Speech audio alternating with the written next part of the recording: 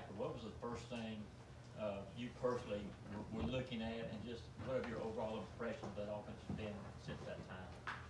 Some of the things, or some of the first things we've seen was just the athletic quarterback. Got a great arm, and then just good receivers all around. Big old line, physical.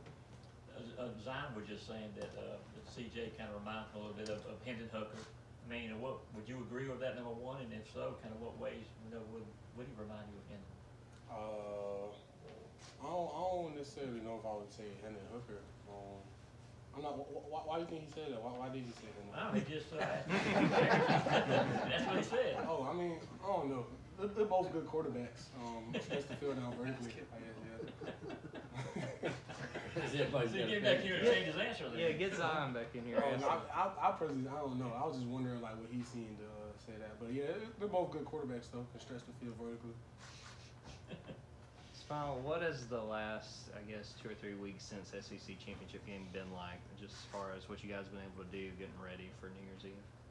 Now that class is over, we got like some more time on our hands, so more time recovering, and then just getting back to it, working on the basics, trying to get better. How is, I guess, the attitude of this team different? Last year y'all were coming off a loss. This year you're undefeated, coming off SEC title. How do you kind of compare the energy around the building last year?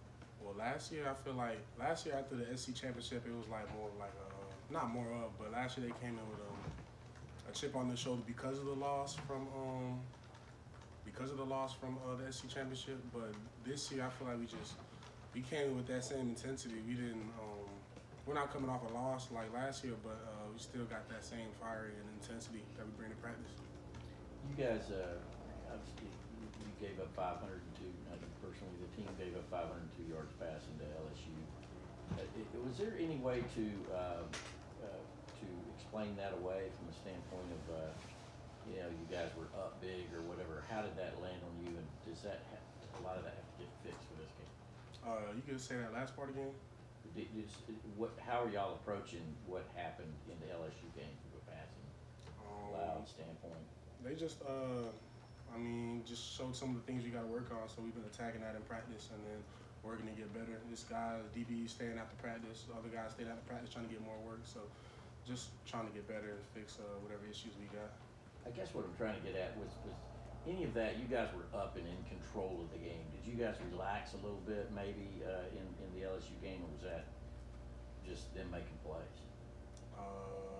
I'm not necessarily sure. I don't really got a concrete answer on that. I don't want to just like throw anything out there. Sure. Yeah, I'm not sure. Smael, you guys have a number of guys who have already come in this week from this recruiting class. What have you seen as those guys are trying to get adjusted and understand for the expectations? Just guys trying to get adjusted. I can see the talent in all of them. That's why they're here. I can see just hardworking guys trying to just do the right thing, get adjusted to it, meeting new people, new faces. So they're still trying to get adjusted. But I see a lot of hardworking guys.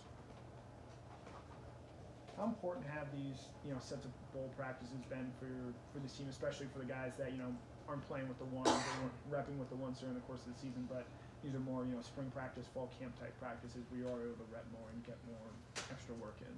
It's been real important. It helps with just development and then helping on working on some of the things that or some of the weaknesses a player might have. You got more time on your hands, more reps. So just being able to work on those like small little things to try to get better. With those younger guys who have showed up, a couple guys at your position with Raylan and CJ, have you had any interactions with them since they got on? Yeah. I like them. Any early impressions on what you got to see from those guys? Just hardworking guys, hardworking, athletic. How valuable do you think it is for all those guys that have come in to kind of get a head start, getting ready for the rest of their? I think it's real valuable. Real valuable. It puts them like a step ahead of the curve versus the other guys who didn't come in as early.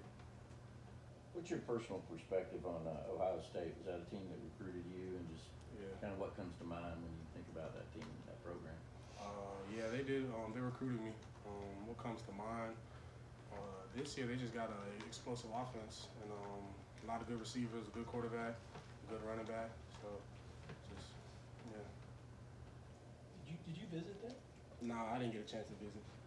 When you said how far along did it get in the conversation? Like, what is the Ohio State pitch? I guess. I mean, obviously it's a Big Ten school. What do they tell no recruits, or how far did you get on day 3? It kind of like they were recruiting me when I was my senior year. It was kind of like during COVID, so like we couldn't recruitment had shut down, but it was kind of it's cold up there. Me personally, I am not really like that.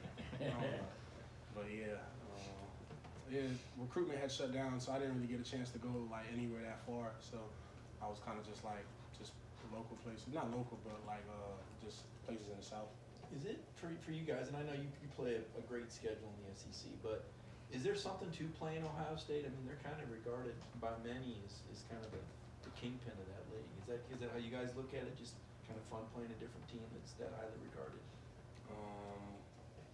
I mean, it's gonna be a good matchup, but as far as looking at them as a kingpin, it's just a game on it's a playoff game. You know, we're not necessarily looking at it somebody like, oh, they're the kingpin. It's just a playoff game. We all know what's at stake with this game, and we just have to play accordingly.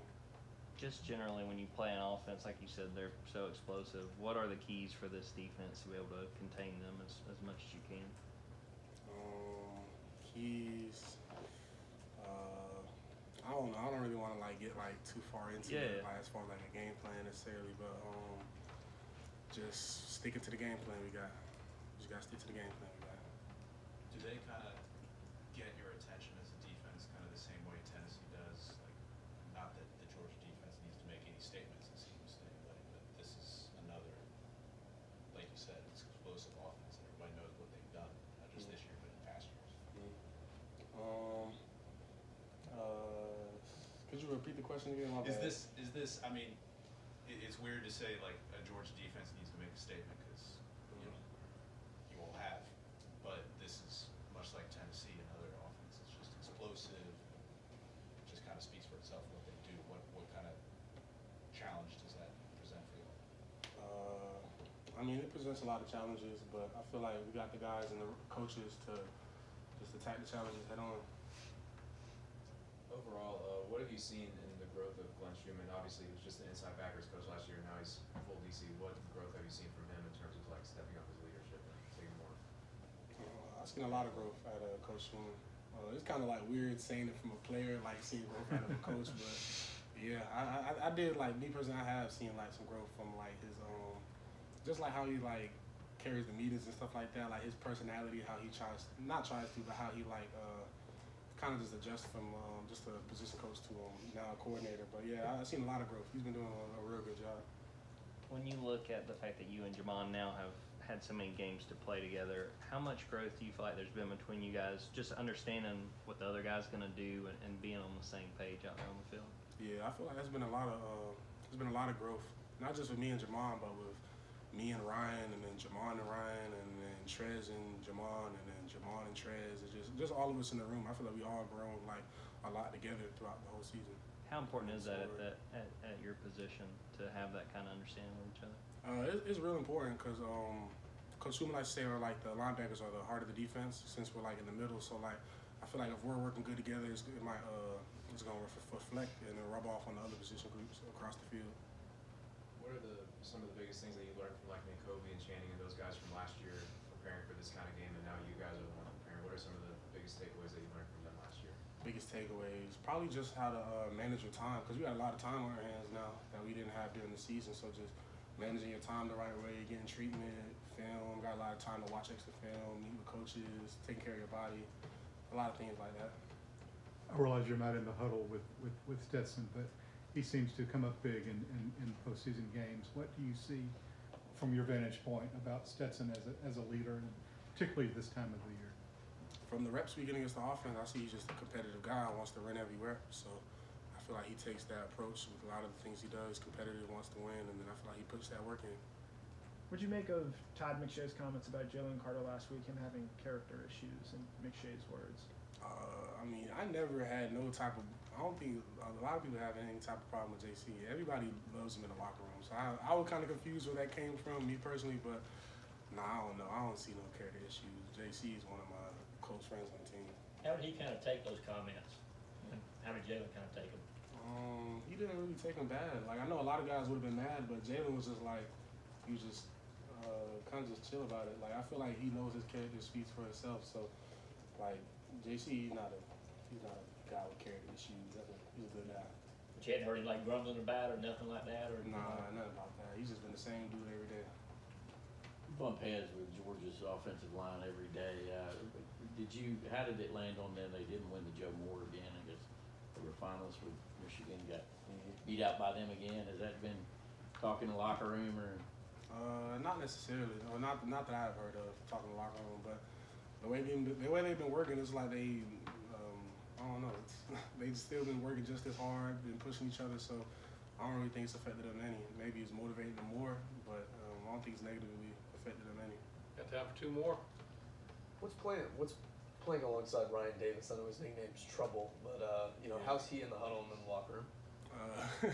In the locker room, Cho was funny. He was one of the first guys I talked to that was on the team when I first got here. That wasn't like somebody coming in with me. So he was one of the first guys I got to meet, and then he helped me get like comfortable with a lot of the other teammates. So Trouble, I look at him as like a big brother. I always mess around with him, but he's real encouraging. Like before my first start at Oregon, he was just one of the main ones. Even though he's a guy in the same position as me, but not taking as many reps, he was still just as encouraging. He helped build my confidence up a lot. So I really thank Trouble for that. And that really just I feel like that shows our relationship. You guys obviously won it all last year. How much of a motivation when you get to this point is it to get back? For us, it's not necessarily getting back because a lot of the guys that played in that national championship team last year are playing now. So it's a lot of new faces out there. So I feel like we're just as hungry as the last group of guys were to get back there. So it's not I forgot the word for it, but we're not like complacent necessarily because it wasn't us that did it last year. It's a lot of new faces. Smael, thank you. Thanks, Bob. Thanks, Rob.